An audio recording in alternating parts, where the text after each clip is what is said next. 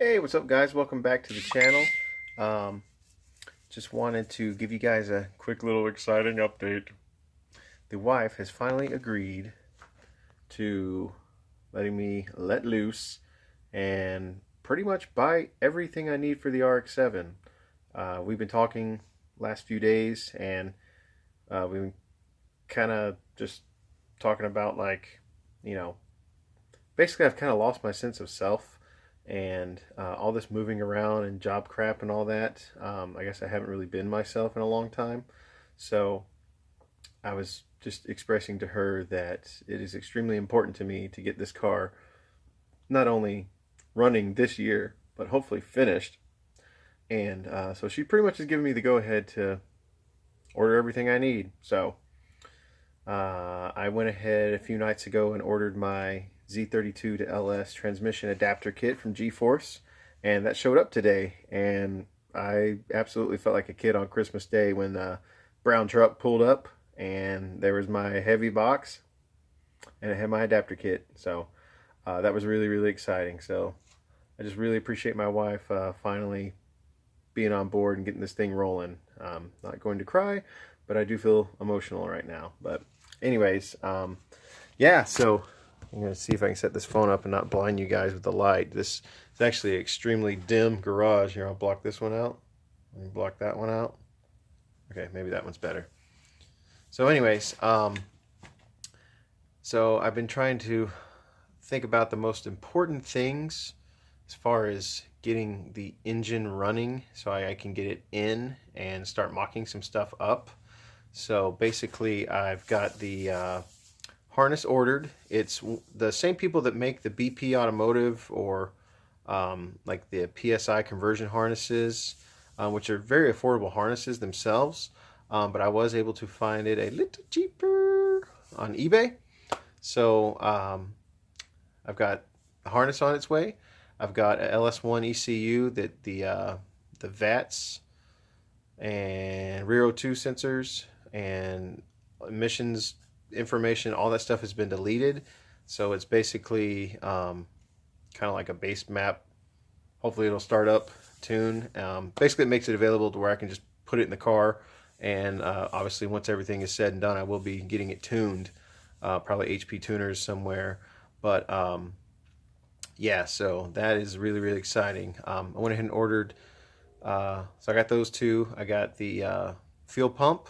I was going to go with a Walbro 255, but just in the sake of, trying not to completely put us in the poorhouse with parts money, I'm going to try out one of those $30 eBay, I think it's like Kimso or whatever, fuel pumps. I mean, pretty much comes with everything. I've watched some videos on YouTube, and people seem to be all right with them. I'm not building this thing for boost, at least not at this stage in life, but so I got that's on the way. I got 42-pound EV1 injectors on the way, brand new.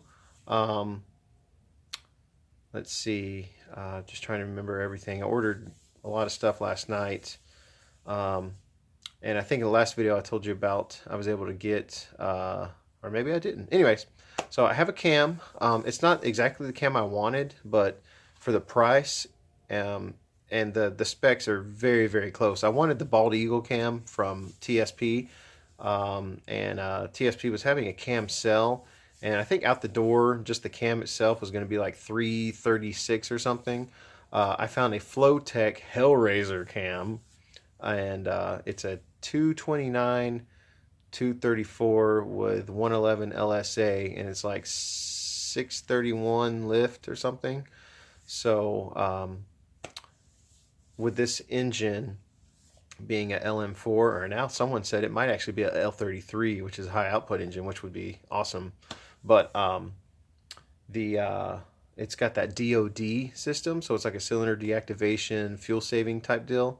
So basically that that kind of gave me a headache as far as the intake I've had. I've had that aluminum Speedmaster intake for a while, and I thought it fit just because I just kind of rested it on the engine for all this moving and stuff. But with the valley cover that's on there, it did not actually fit, because I was going through an actual test fit the other day, and found out that not only did I have DOD, but the LM7 valley cover that I had purchased to give me space, that does not work on that engine. Did not fit at all, not even close. So I was able to find the ICT billet DOD valley cover, or DOD delete plate / valley cover, for pretty cheap, actually, like 37 bucks from Summit Racing. So I picked that up the other day with a oil pressure sensor adapter, and I think it's supposed to be where I can run a gauge with it too, so that'd be good.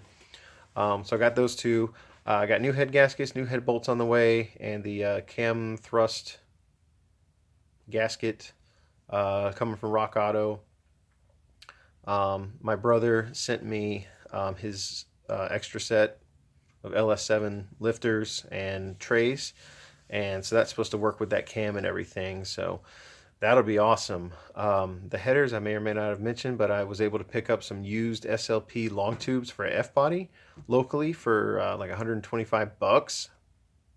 And yeah, so I don't know if they're going to fit right off the bat. I expect I'll have to bang out the firewall some, and I don't know how it's going to work with the Z32 starter, because that bolts on to the transmission on the bell housing, whereas a LS starter, you know, kind of slides in next to the block and goes into the you know, flywheel area there. So that may or may not cause some fitment issues.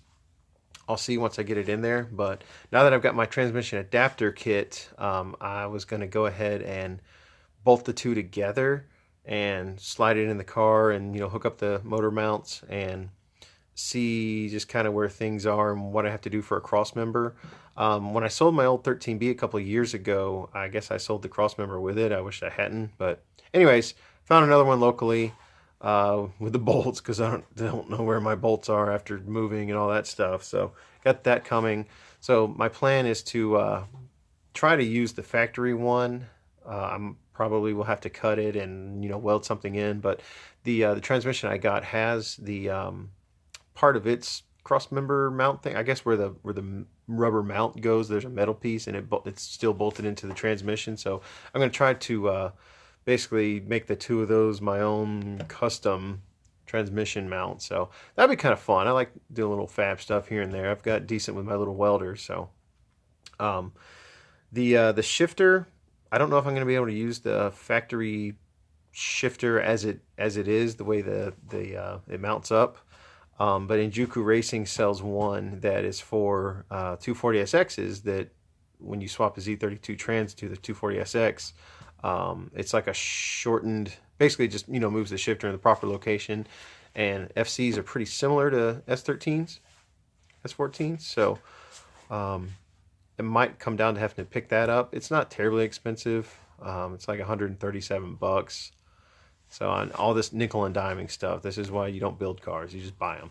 But we're built, not bought, right?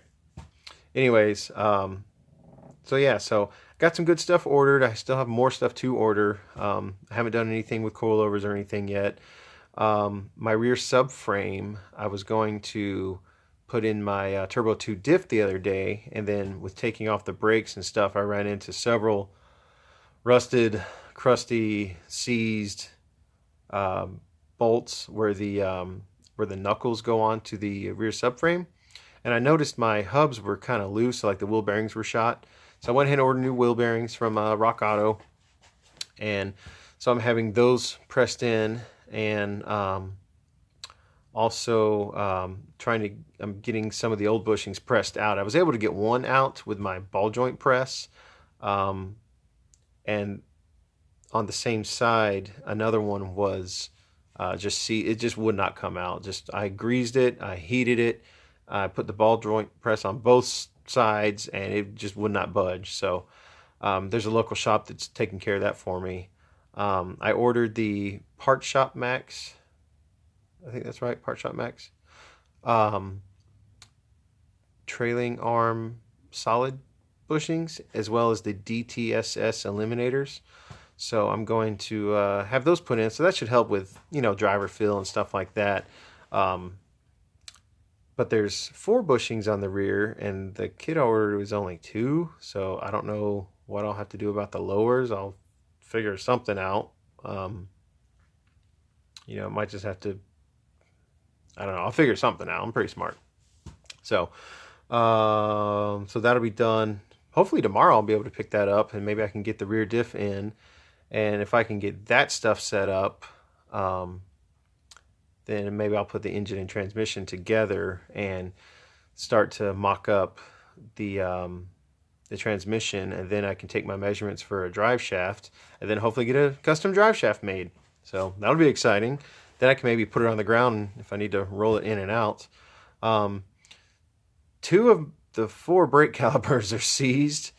It is a 1986. I was able to get, I think, the driver front, I was able to get the pistons back in, but the passenger fronts were sealed, and the driver's rear caliper is seized, and I think the passenger was free. So just to make sure I have equal braking power, I'm going to go ahead and get, probably just turn those in as cores and just get, you know, new remans from Advance or Napa or whoever's got them in stock. And then I want to do stainless brake lines. That's eBay, $65. I've talked to a few people online, and I'm going to basically cap off where the rear line comes from the master cylinder from the pedal, and run a hydro handbrake on the rears, and that'll be the only rear braking, which some people say is dangerous, but you know, this isn't like a cross-country everyday car. This is going to be my barely legal street or barely legal drift car that I drive on the street because it's an antique and I can get plates on it. But that'll be kind of fun. At least it'll be like a kind of like a line lock. If I ever want to do a burnout, just hit the pedal and not worry about the rears dragging. So that'd be cool. So yeah, I think that's all I got for right now. Just just ordering more parts. I'm trying to figure out what to do about valve springs and push rods and timing chains and stuff like that. I've been told I can use a LS2 timing chain. I've been told to get a C5R timing chain. I've been told to get a Melling high pressure oil pump, but then I've been told my stock one will be fine with that improved racing baffle I've got, or that you can shim the stock one and that works well too. So I don't know. I mean, thankfully that engine's pretty easy to work on, especially if it's out of the car, but with no radiator in there, if it was, you know, if it was in the car, it still wouldn't be bad to change timing pump or oil pump and timing chain. So I don't know. I only want to have it open one time to get all the new stuff in and get everything kind of dialed in. The valve spring kit from Summit Racing is only like $300, and it's new everything with titanium retainers and all that. So probably go that route, but I don't know what to do about push rods. You know, this is the first engine quasi build I've ever done, and I only want to do it once. My poor brother in Georgia is on his second LS7 rebuild, and you know, it's been a lot of money, and this is kind of like a junkyard build, but you know, trying to upgrade some stuff as I go. And basically my goal is a you know, 5.3 high output screamer.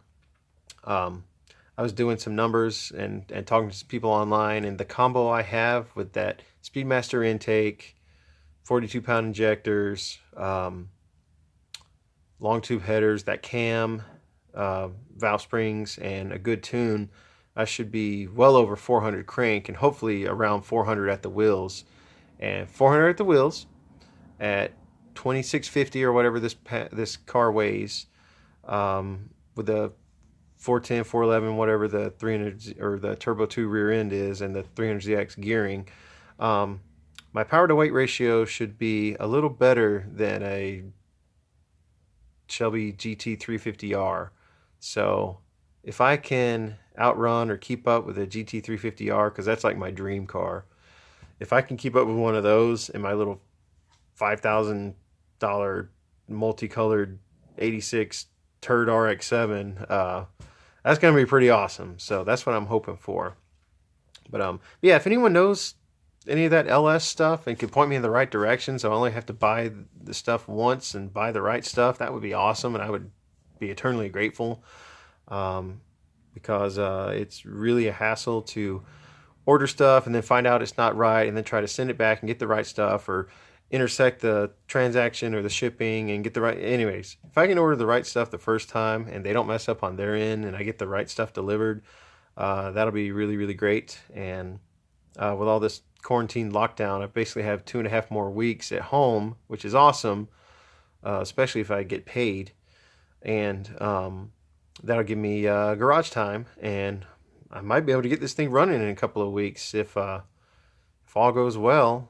So that would be really, really neat. Otherwise, I don't go in till 6 p.m. So, I would still have the daytime to work on it. But if I could get it rocking and rolling before I go back to work, that would be really exciting. But we'll see. If anything, I want to make it my goal, if not to drive it to LS Fest this year in August, if they still have it, at least trailer it down. But it would be really cool to meet my brother in Bowling Green at LS Fest, him with his Vet, me with my RX-7, and that'd be really, really cool. So we'll see. I know this summer is going to be kind of weird with car shows and stuff and all this COVID-19 bull crap, but it's been a long time since I had something fun to drive, and since I've had a project car, a running project car.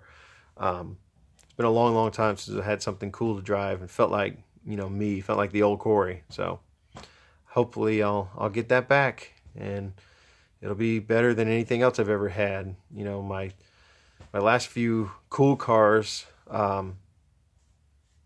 had my RB20 S14 back in the day, which was just awesome and perfect. I don't know why I ever got rid of it.